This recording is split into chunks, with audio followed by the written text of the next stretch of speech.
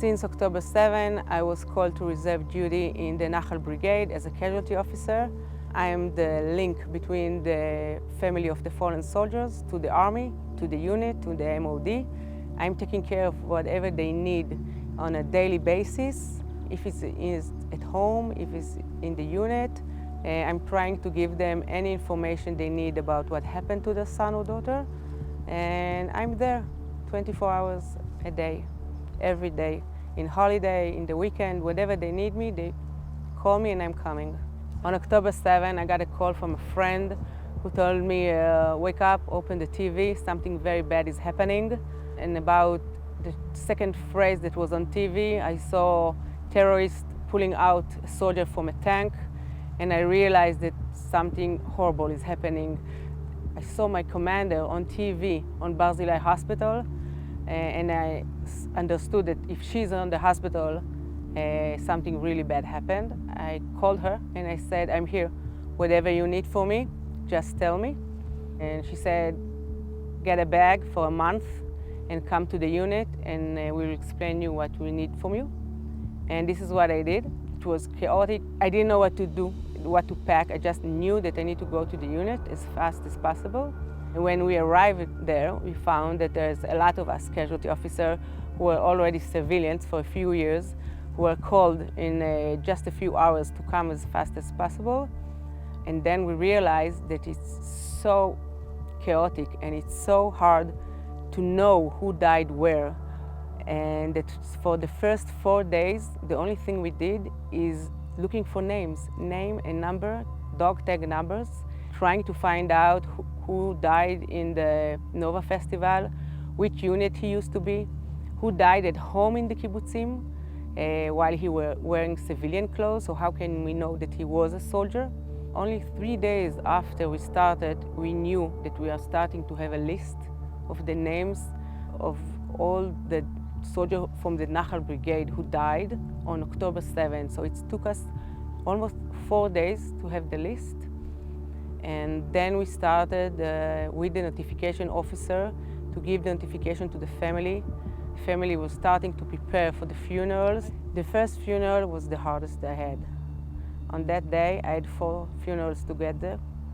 And I remember that I'm approaching the parking and I see the amount of people who are coming to the cemetery, and it doesn't end. There were thousands of people around me, and the soldiers from the unit couldn't come because they were already fighting inside Gaza. So I met parents of their friends coming because they couldn't come. And I remember that each parent, when they understood who I am and what is my role in the army, said to me, I hope I will never meet you. I hope I will never meet you. And I'm entering the cemetery with the family and with a lot of crowd that are crying. And I understand that this is one of the biggest funerals I've ever been to. And there were so many people that when I looked around me, I couldn't see the end. It was like a human rug all over the cemetery. There was no place even to stand. And they allowed the family to see their son before he was buried. It's something that the army allowed. It's being done in a private room. And the minute they open the coffin, you can hear the scream of the mom all over. Even though it was thousands of people over there, her scream was something that everybody heard. Everybody who was there heard it. And I still remember it. I still remember how I'm getting inside closer and closer, and her crying and her shouting. And then we start walk behind the coffin, and she was hanging on it to it, that didn't want to let it go. And there was a part that she had to let go because only the soldier is coming closer to the grave. And I think I wouldn't never forget this minute that she, like you can see her hand claiming it, doesn't want to give away her son.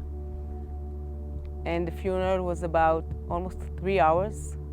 A lot of people came to speak, a lot of people who never knew him just wanted to say something as a civilian, as people who live in the same street.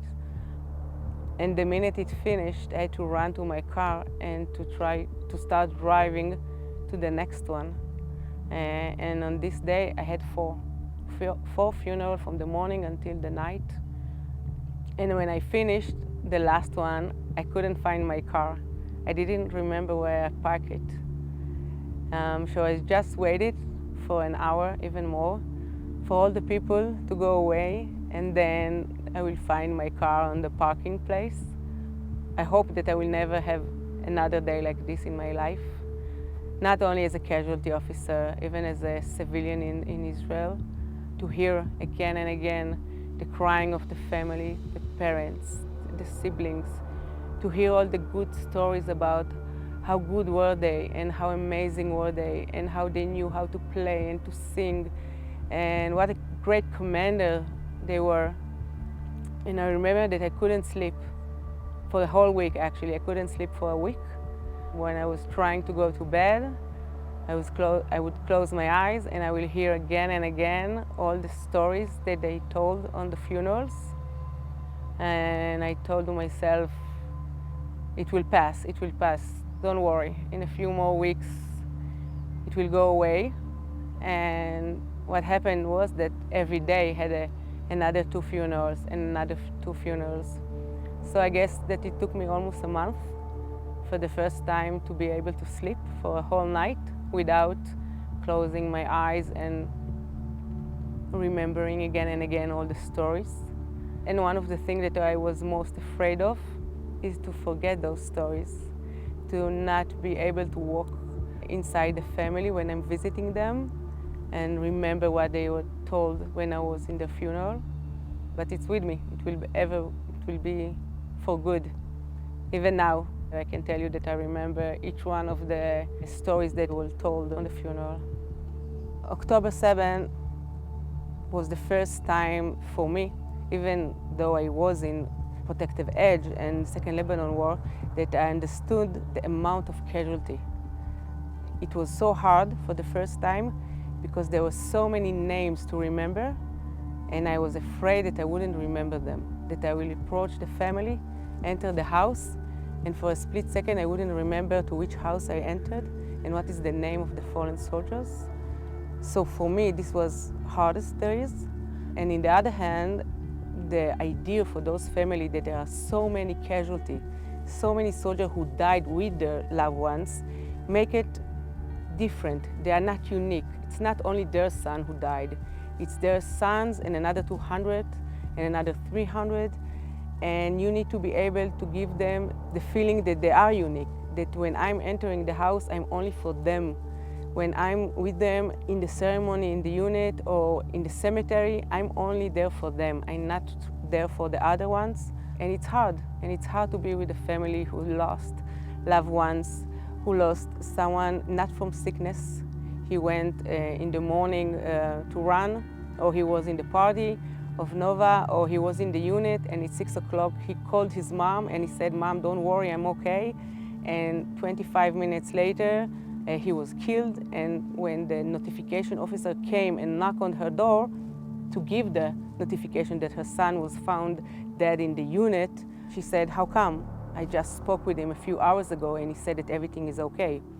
So how come now you're giving me the notification that he died?" So everything was very, very fast, and everything was on the media. I have family who saw the kidnap of their son or the murder of their son on TV, actually saw it on TV. So when the army came and knocked on the door, it was too late. They saw it. We have nothing to give them.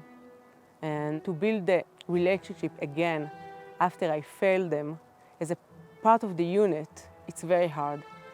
For them to let me enter the house and to let me be a part of them, it's very hard when I'm not the one who gave them the information about their son. One of the families that I'm the casualty officer is a family who already lost a few members of it. This soldier lost his mom for cancer when he was 1 year old, and his older brother died from a car accident just 4 years ago. So imagine the father who has now only one daughter left. How can you still live? How can you wake up in the morning when you know that you're losing every part of your family? In his funeral, for the first time, I looked up and I actually asked, how can you do it to him? How can you do it that he will lose another person of his family? And this was the hardest for me. We are standing right now between two very unique sections of Mount Herzl. Those who died on the liberated war, on the 48 war, and those who died now in the last few months. And there's a real connection between the people who fight for the Israeli nation, that it will be a nation to Israel, and those who are fighting now to make sure that something horrible like what happened to us on October 7 will never happen again. It's very unique to see that in one grave you can see a date which is 1948, and just a roll behind it, it's someone who died just yesterday. The role of being a casualty officer is very hard. You are entering again and again to families who lost their loved ones. I'm entering with the clothes, with the same beret and the same tag unit. And I can tell you that there is sometimes that when I'm entering the house, I see on the parents' face that in the minute I'm entering, they're looking behind me. Maybe I brought the son with me, which is very hard. And then you can see that their eyes are going down because he's not with me. And to be in a day again and again, to go from a family to a family, it's very hard. But you find yourself doing something very unique for them. I know when I'm coming to visit them, I'm bringing with me something from the army, something from the unit. They know that nobody will forget them because every time a casualty officer will come to visit them, they know that if they need something, someone will be there to help them. And it's very hard. There is days that you're finishing a day and you don't even have the ability to drive back home. But knowing that I'm doing something very important to families who lost their loved ones, this is what makes me go on and wake up every morning, go on the uniform and get out and visit another one and another one.